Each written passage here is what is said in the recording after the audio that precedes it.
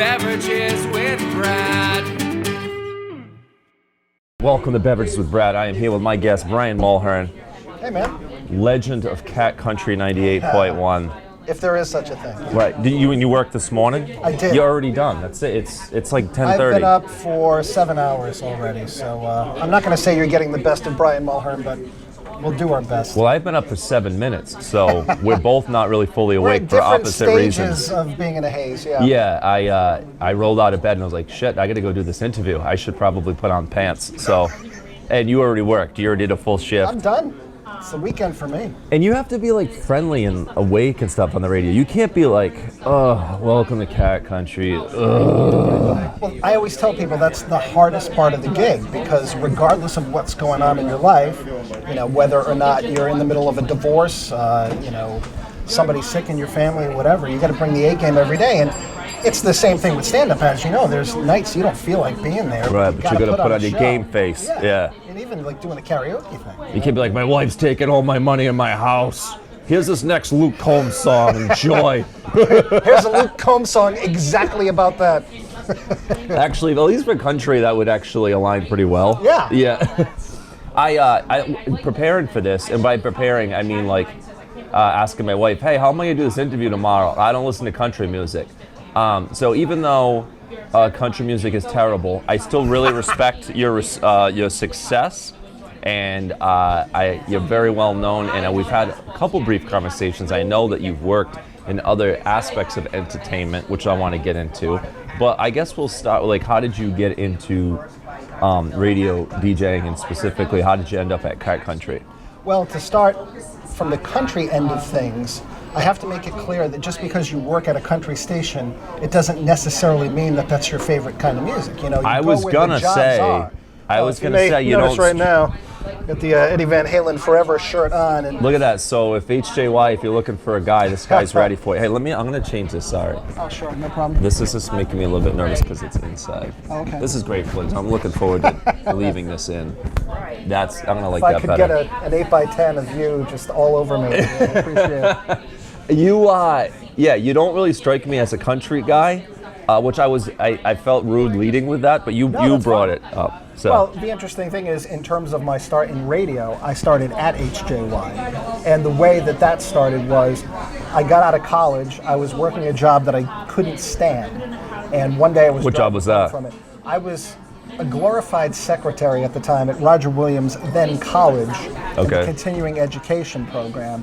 And it was my first like real full-time job, the benefits and everything else. And I think on this very day, the guy sat me down and we were going over my 401k, and he's like, you know, by the time you retire at 65, you could have $1 million in this 401k. And I was like, if I'm still here when I'm 65, I'm going to off everybody here and then me, because there's no way I can do this. You could have $1 million and jump off a bridge. How great would that be? Yeah. So, as I was driving home, it's almost as if it was fate.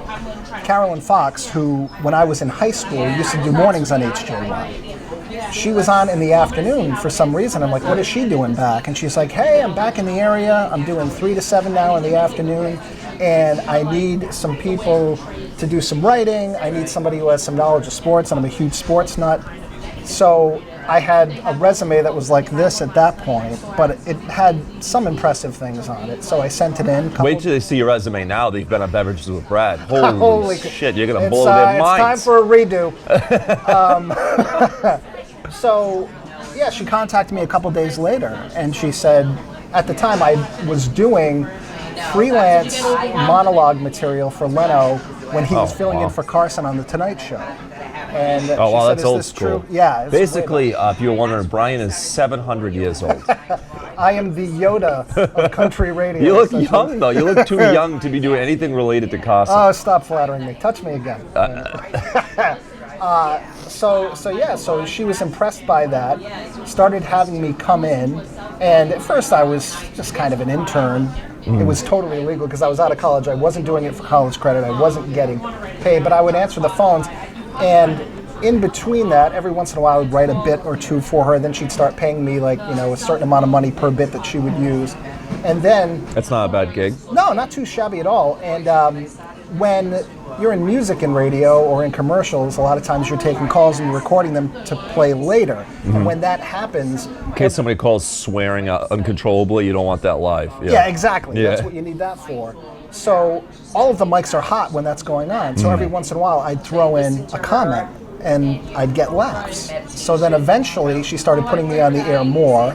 She brought back Rudy Cheeks, who Bruce McRae used to do the show with her in the morning. He only wanted to do Tuesday through Friday, so she would have me come in and sit in his seat on Mondays.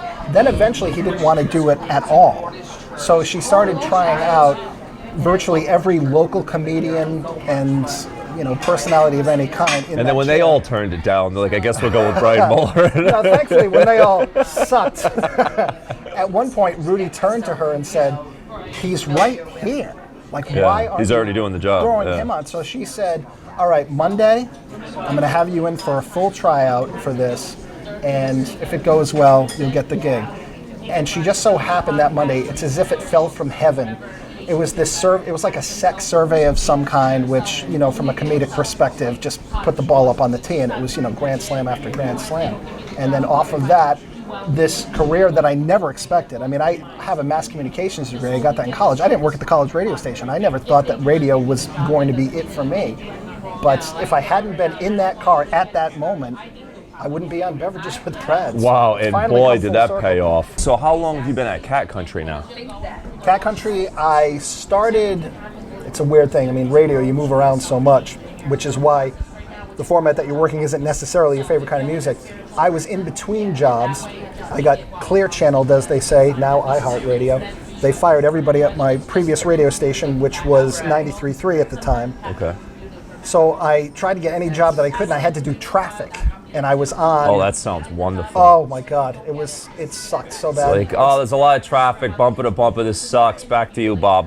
But I knew it would be a decent opportunity because what it did was it put me on virtually every station in the market. I was doing traffic for Buddy Cianci. I was doing it on Cat Country. I was doing a sports report locally for EEI. And then that way I'm like, let me just remind everybody that I'm still out here. And then I kind of proved myself that way. And because a lot of times radio is so transient, the program directors are coming in from all over the country. So what I did prior to that meant nothing to them. Yeah. So 12 years ago, I did traffic for about a year and a half until that host left. And then they hired me full time to take that over. And that's been 10 years now. Which 10 years. And then after this, this is it. This is your final year. Once they see this interview, once they learn that you actually hate country music, this will be your last day on the air. So thank you. I will say this.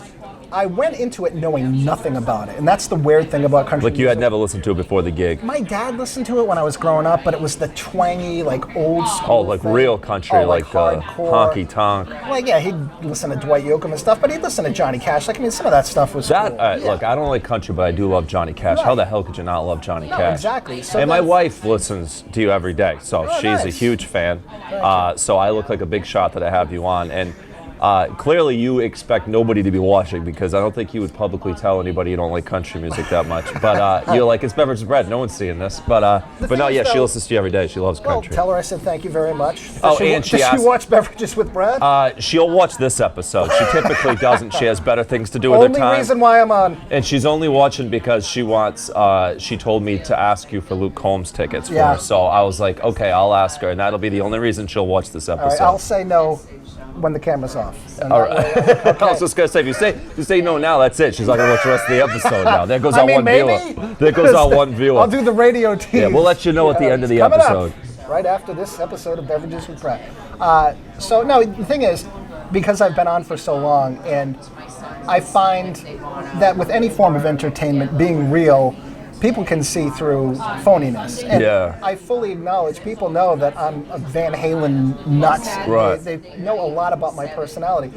But honestly, when I got there, as I said, I knew nothing from country music, and then I started to listen to it. And one of the first songs I remember, it was this duet. It was Kenny Chesney with Dave Matthews. And I was that's like, an interesting It was like the gateway drug kind. I was like, that eased you into the country. Yeah, and then like Eric Church had a song called "Drink in My Hand," which kind of rocked. And that's a very good. That's a very catchy tune. Like that's a good song. Right. Like I don't like country, but that's a good song. And that's like the thing. that. Like there are songs like that, and it starts to. You kind of can't help it. It grows on you a little bit over the years, and totally makes sense. a lot of people say too, country is kind of the new rock, because what new rock acts are coming up that are impacting now? No idea. Everything I listen to is from like the 80s and 90s. Exactly. I don't know anything that's out now. Right. So these guys and gals are still writing their own songs, playing their own instruments, for the most part. So it's grown on me. So I would never tell you that I hate it. I don't hate it. I have grown to like it and grown to know a lot about it. Makes for a great DJ. He's like, all right, this next song, it's all right. It's no Van Halen, but hey, check it out for 3.5 minutes. But then again, what is? Are you a Davey Lee Roth guy or a Sammy Hagar guy? If pushed, I'd say I lean slightly Dave, but I like all of it. I mean, Sharon, whoops.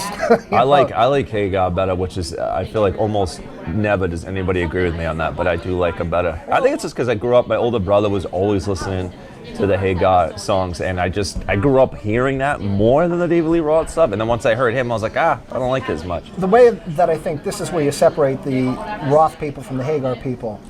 When it was Dave in the band, Eddie was all about just being the guitar god to try to stand out compared to him. When Hagar joined the band, with the higher range, it kind of opened him up to focus more on songwriting.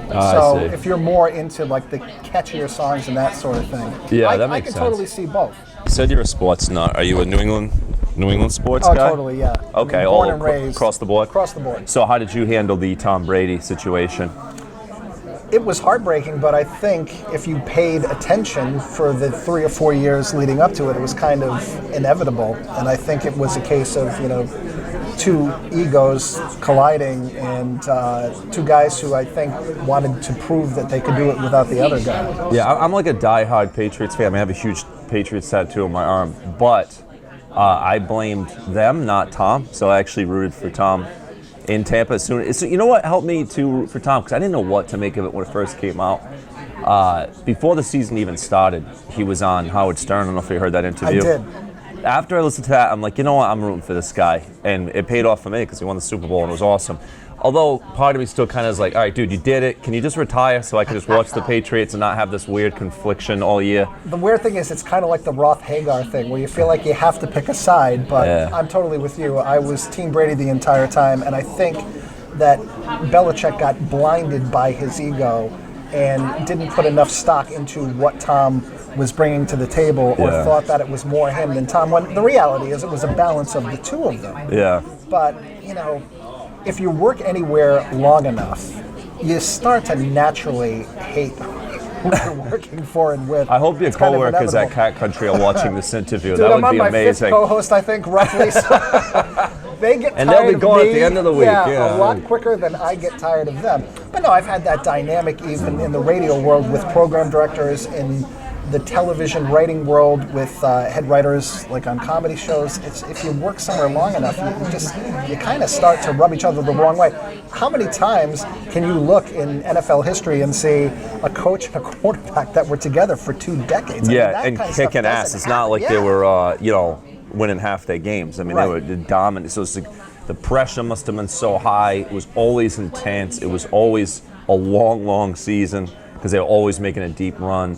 All right, so switching gears though, I wanted to ask you what's been your favorite gig over the years? Because I know you've done some comedy writing. Like you said, you did some writing for The Tonight Show. Then just tell me before you had like some involvement with SNL at one point or something. What's been your favorite gig over the years? Well, my favorite gig probably was associated with SNL, and this was another total career accident.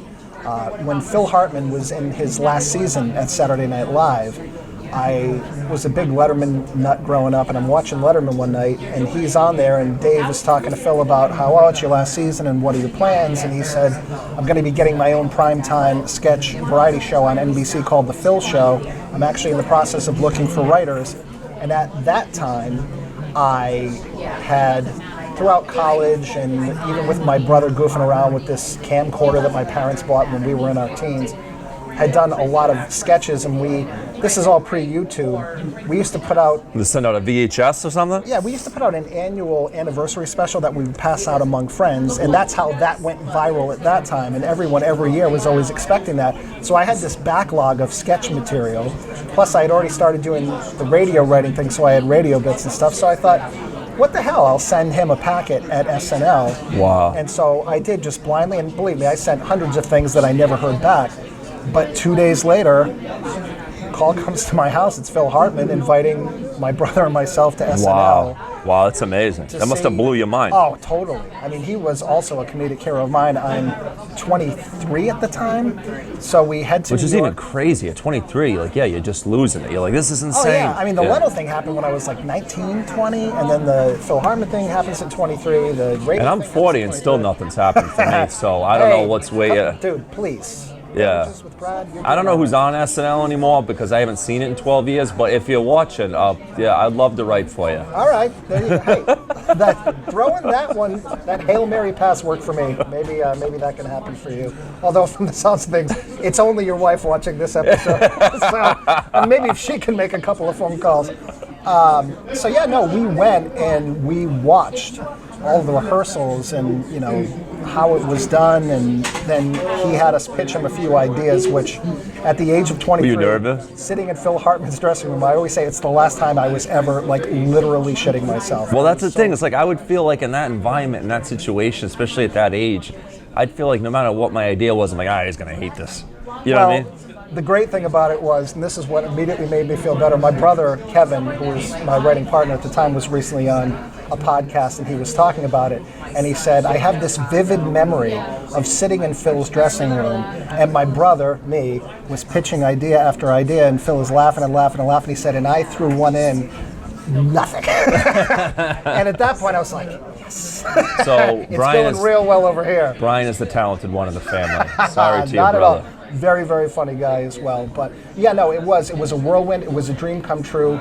So what ends up happening is Phil finishes out the year at SNL, and then for a year we work on the show for NBC, and we're faxing and FedExing back and forth back in 1993. And after a year, Friends takes off on NBC, and they start getting cold feet about sketch variety. They're like, is this going to work in prime time? It It would have been better than Friends.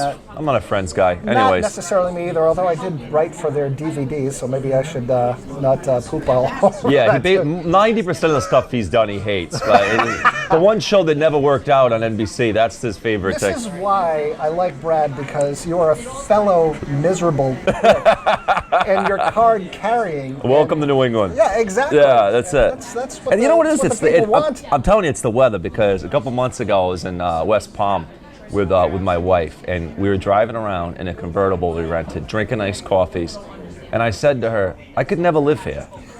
And she said, why? I said, I'm too happy. Yeah. I'm like, I'm so relaxed and happy right now.